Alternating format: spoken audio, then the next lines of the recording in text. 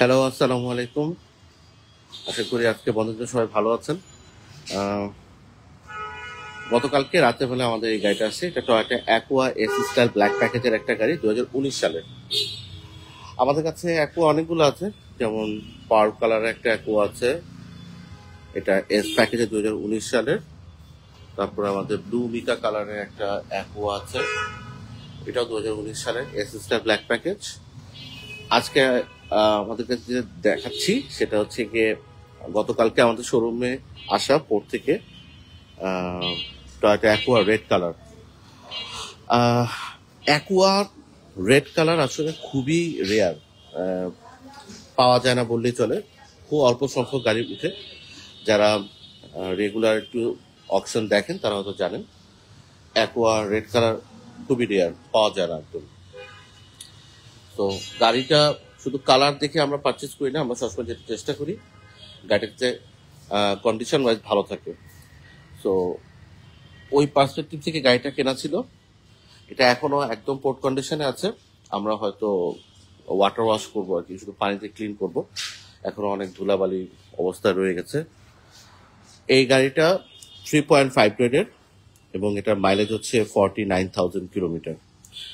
তো আমরা এই মুহূর্তে যে গাড়িটা দেখতেছি এটা একটা এস স্টার ব্ল্যাক প্যাকেজের গাড়ি। যেহেতু 3.5 গ্রেড, এই গাড়িটাতে কিছু ব্লেমিশেস আছে। আমি অপশন করার সময় দেখেছিলাম, এটা আমি এখন জাস্ট আপনাদের সবার সাথে শেয়ার করবো গাড়িটাতে আসলে কি কি ধরনের ইস্যুস আছে। বাংলাদেশে অ্যাকোয়া একটা এন্ট্রি লেভেল কার। তো সবার কাছে এটা একটা কম দামের বা সস্তা গাড়ি হিসেবেই সবসময় আসে, বাজেট ফ্রেন্ডলি গাড়ি। যদি কম বাজেট থাকে তখন আসলে অ্যাকোয়া নেওয়ার মানুষজন প্ল্যান করেন। বাট অ্যাকোয়া কিন্তু জাপানে খুবই পপুলার একটা গাড়ি, এবং যদি ভালো অকশন গ্রেড মাইলেজ যদি খুবই কম থাকে সেসব ক্ষেত্রে কিন্তু অ্যাকোয়ার প্রাইসও অনেক বেশি হয়। তো এই গাড়িটা যখন আমরা পারচেস করি আমরা চেষ্টা করি ব্যালেন্স করার জন্য অথবা ট্রেড অফ করার জন্য, যাতে আমাদের মাইলেজ অকশন গ্রেড মিলে গাড়িটা যাতে নেক্সট 5 to 7 ইয়ার্স আমাদের ক্লায়েন্টদেরকে ভালো সার্ভিস দিয়ে যেতে পারে। ম্যাক্সিমাম ম্যাক্সিমাম এই অ্যাকোয়া এই গাড়িগুলো কিন্তু আপনার এই এক্সিওর মতোই সেম ইঞ্জিন, হাইব্রিড ব্যাটারি এবং গিয়ারবক্স ব্যবহার করে। আর এই গাড়িগুলোর সবচেয়ে সুবিধা জিনিস হচ্ছে গিয়ে ঢাকার মতো এরকম ব্যস্ত শহরে এই গাড়িগুলো কিন্তু খুব ইজিলি ম্যানুভার করা যায়, চলাচল করার জন্য ইজি। গাড়িটার পার্কিং এর জন্য কোনো সমস্যা হয় না। আর সবচেয়ে বড় কথা হচ্ছে কি, এই গাড়িটা যখন আপনি নিয়ে ট্রাভেল করবেন আপনার ছোট ফ্যামিলির জন্য ইটস এ ভেরি ইউজফুল একটা গাড়ি, কারণ এটা ফুয়েল ইকোনমি কিন্তু খুবই আউটস্ট্যান্ডিং। সো আপনি যখন এরকম একটা গাড়ি পারচেস করবেন, এই গাড়িটা আপনাকে ফুয়েল ইকোনমি দিবে, আপনার regular day to day work যেগুলো থাকে সেগুলো পারপাস সার্ভ করবে। প্লাস আপনি যদি আহ, ঢাকার বাইরে ট্রাভেল গুলোতে যদি নিয়ে যেতে চান, এই গাড়িটা কিন্তু তখন আপনাকে বেশ ভালো সাপোর্ট দিয়ে যাবে ছোট ফ্যামিলির জন্য। আম, পেছনে বুট স্পেস যেহেতু হ্যাচব্যাক কিছুটা কম থাকে, আম, ছোট একটা ফ্যামিলি যে একটা বড় লাগেজ আর কিছু ছোট ব্যাগেজ আপনি গাড়িটাতে খুব অনায়াসে নিয়ে ট্রাভেল করতে পারবেন। যাই হোক, আমি এটা একটু এই ব্লেমিশেস গুলো একটু দেখাই। যেমন 3.5 হওয়ার প্রথম জিনিস হচ্ছে গিয়ে এই গাড়িটা লোয়ার বাম্পারটা, সামনে লোয়ার বাম্পারে আপনার এই স্ক্র্যাচটা আছে, বেশ বড় স্ক্র্যাচ। তো এখানে আসলে আমার কালার কারেকশনের কাজ করতে হবে। ঠিক একইভাবে এই পাশেও আছে, আর নিচের দিকে বাম পাশের এখানেও আপনি এই স্ক্র্যাচটা আছে। তো এই স্ক্র্যাচগুলো বেসিক্যালি গাড়িটার পয়েন্ট কমিয়ে দিয়েছে। তো এইগুলো ছিল বেসিক্যালি 3.5 হওয়ার জন্য মেইন কারণ। আর ছোট কিছু ছোট ছোট ডিম্পল আছে, বা আমরা যেটাকে ছোট ডেন্ট বলি, এটা বডির দরজাতে কিছু ছোট ছোট ডেন্ট আছে। পেছনের দিকে যদি আসি, এই বাম্পারের এখানেও আপনার বেশ বড় একটা স্ক্র্যাচ আছে। রং উঠে গেছে, তো এটা এটা আমাকে কালার কারেকশনের কাজ করতে হবে। এর বাইরে খুব সিগনিফিক্যান্ট কোনো কিছু নাই। এই পাশে ছোট্ট একটা ডেন্ট আছে, আমি জানি না এটা আসলে ক্যামেরাতে ধরাটা খুব ডিফিকাল্ট, বাট আদার দেন আসলে গাড়িতে আর সেরকম কোনো কিছু নাই। এই গাড়িটার 3.5 হওয়ার আরো কিছু কারণ আছে, সেটা হচ্ছে ইনডোর ডার্ট। তো গাড়িটার ভিতরে বেশ কিছুটা ময়লা আছে, তো এটা আসলে ক্লিন করা যায়। আরেকটা জিনিস হচ্ছে গিয়ে এই গাড়িটার যেমন পেছনের দিকে যে রেনশেডটা দেওয়া আছে, প্লাস্টিক একটা রেনশেড, সামনে একটাতে মিসিং। তো জাপানে যখন অপশন হয়েছিল তখনই বেসিক্যালি একটা মিসিং ছিল, এটা আমরা আলাদা করে লাগিয়ে দিব। তো এই কারণগুলোতে বেসিক্যালি আপনার গাড়িটা কিন্তু 3.5 চলে আসছে। এগুলো জাপানে কিন্তু আবার ফিক্স হয়, তো গাড়ি কিন্তু মাল্টিপল টাইম জাপানে অকশন হতে পারে। তো একবার অকশন হওয়ার পরে কোনো ব্যবসায়ী যদি গাড়িটা জাপানে অকশন থেকে পারচেজ করে এবং এই ব্লেমিশেস গুলো আপনি ঠিক করে নেন, ঠিক করার পরে আবার যদি অকশনে উঠান, তখন কিন্তু এই গাড়িটার আপনার পয়েন্ট আপনার চেঞ্জ হয়ে আসবে। লাইক যেমন এখন 3.5 আছে, it it could be 4 point easily, হ্যাঁ, যদি কারেকশন গুলো করে।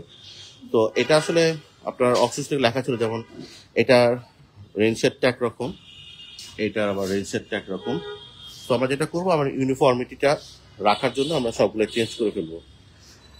এই কাজগুলো কিন্তু আমরা করি, সার্ভিসিং করা, গাড়িতে যে ডেন্ট থাকে বা স্ক্র্যাচ থাকে, কালার কারেকশনের কাজ থাকে, এই কাজগুলো কমপ্লিট করে আমরা গাড়িগুলো শোরুম কন্ডিশন আমরা ক্লায়েন্টে তুলে দিই। আর এই রিফারবিশিং এর কাজগুলাই হচ্ছে গিয়ে আমরা রেগুলার বেসিসে করি, বা রিকন্ডিশনের কাজগুলো রেগুলার বেসিসে করি দেখে এই গাড়িগুলোর নাম হচ্ছে রিকন্ডিশন ভেহিকেল। কারণ জাপান কিন্তু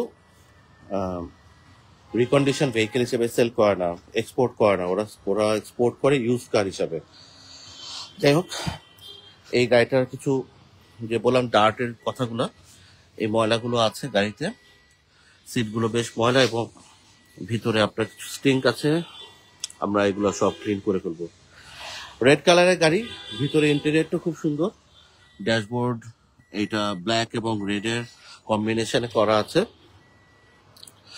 আর এই গাড়িটা যদি আপনি সিটটা দেখেন, যেটা ফ্যাব্রিক সিট, ব্ল্যাক এবং রেডের কম্বিনেশন আছে, তো দেখতে খুব ভালো লাগবে। যদি আপনি সিট কভার ব্যবহার না করেন, এটা দেখতে খুবই ভালো লাগবে। আর যদি সিট কভার করেন, এরকম ভাবে যদি সিট কভারটা করে নিতে পারেন, তাহলে বেশ ভালো লাগবে। আমি সাজেস্ট করব আপনার সিট কভার না করলেও হবে।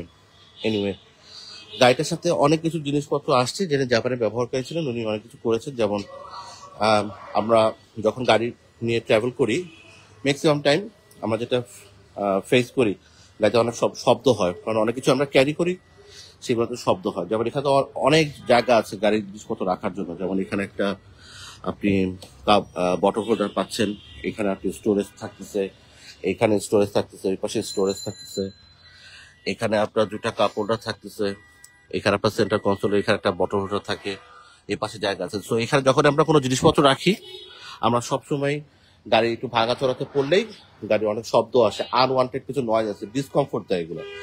তো যিনি ইউজার ছিলেন, উনি এই জিনিসগুলো প্লাস্টিক রাবার ম্যাট, হ্যাঁ, তো এগুলা উনি অলরেডি সেট করেছেন, হয়তো বাংলাদেশে অ্যাভেলেবল পাওয়া যায়।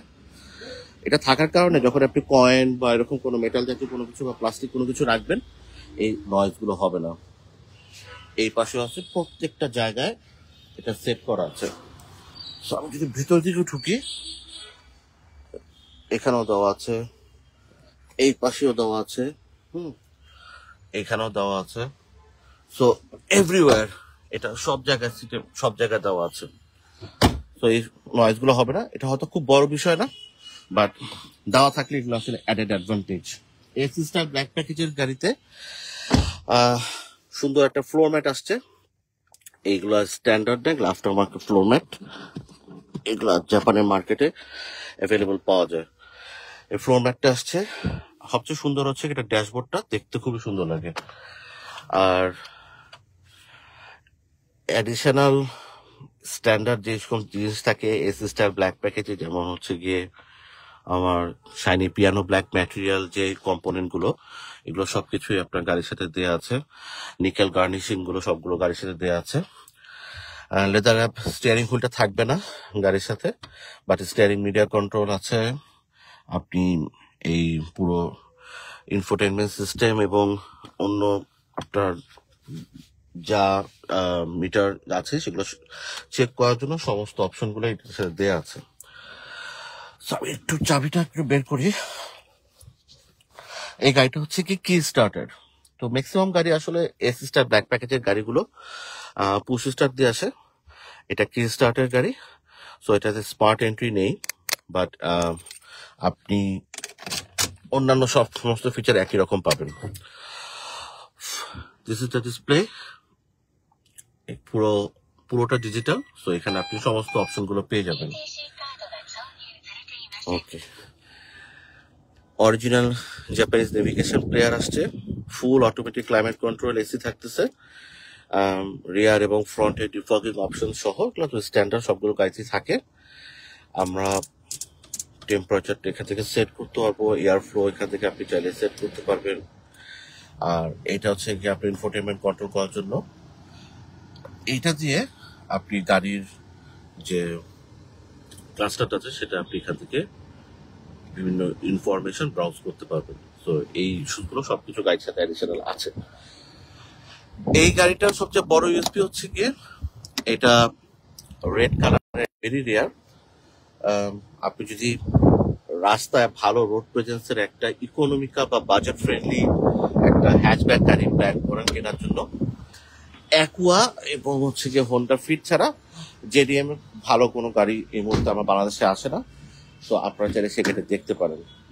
পেছনের স্পেস সম্পর্কে আমি সবসময় একটা কথা বলি, সাইকোলজিক্যালি যেহেতু হ্যাচব্যাক সেগমেন্টের একটা গাড়ি, অনেকের কাছে মনে হয় পেছনে জায়গাটা কম, বাট আপনি যদি ফিজিক্যালি আসেন, বসেন, টেস্ট করেন, চেক করেন যে এটা আসলে আপনার জন্য খুব বেশি কনজাস্টেড হচ্ছে কিনা বা কষ্টকর কোনো ইস্যুস হয় কিনা, আমার কাছে মনে হয় না খুব বেশি সমস্যা হবে। কারণ আমার ফ্রেন্ড সহ আমরা অনেকেই সব গাড়িতে ট্রাভেল করেছি লম্বা ডিস্টেন্সে, আমাদের কোনো সমস্যা হয়নি। কারণ এটা ফ্লোরটা কিন্তু পুরোটা ফ্ল্যাট, আমি জানি না দেখা যাচ্ছে কিনা লাইটের কারণে, ফ্লোরটা পুরোটা ফ্ল্যাট থাকার কারণে আপনার কিন্তু সিটিং পজিশন যেরকমই থাকুক আপনার কমফোর্টেবল ফিল করবেন। অ্যাডজাস্টেবল হেডরেস্ট থাকবে। অ্যাকুয়ার সবচেয়ে বড় ড্রব্যাক হচ্ছে এখানে কোনো আর্মরেস্ট থাকে না, সো দুজন যদি ট্রাভেল করেন আর্মরেস্ট ব্যবহার করার কোনো সুযোগ থাকবে না। আর অ্যাডিশনাল যে জিনিসগুলো থাকে এস স্টাইল ব্ল্যাক প্যাকেজে বা এস প্যাকেজের গাড়িতে সবকিছু আপনি গাড়ির সাথে পেয়ে যাবেন। এই গাড়িটার অপশন গ্রেড হচ্ছে গিয়ে 3.5, আর এটার মাইলেজ হচ্ছে অনলি 49,000 কিলোমিটার। এখন হয়তো 50,000 কিলোমিটার মতো দেখাচ্ছে, 50,663 কিলোমিটার। তো যারা অ্যাকুয়া কেনার প্ল্যান করছেন আপনারা চাইলে সরাসরি আসতে পারেন। আমাদের শোরুমে এর মধ্যে 3টা অ্যাকুয়া রেডি আছে, পার্ল হোয়াইট কালার, ব্লু মিকা কালার এবং রেড কালারের। 3টাই হচ্ছে আপনার 2019 সালের গাড়ি। যদি অ্যাকুয়া বাজেট ফ্রেন্ডলি গাড়ি কোনো প্ল্যান করে থাকেন আপনারা চলে আসতে পারেন। এই গাড়িগুলো আমাদের আজকে প্রাইস হচ্ছে 19.5 লাখ টাকা। আপনারা এসে গাড়িগুলো ফিজিক্যালি একবার দেখতে পারেন, টেস্ট ড্রাইভ করতে পারেন এবং যদি পছন্দ হয় আপনি বুকিং করে ফেলতে পারেন। আমি শর্ট ভিডিওটা আজকে এই পর্যন্তই। নতুন একটা গাড়ি আসলে ইনশাল্লাহ তখন আবার নতুন করে আপনাদের সবার সাথে আসবো, সামনে আসবো ইনশাল্লাহ। থ্যাংক ইউ, আসসালামু আলাইকুম।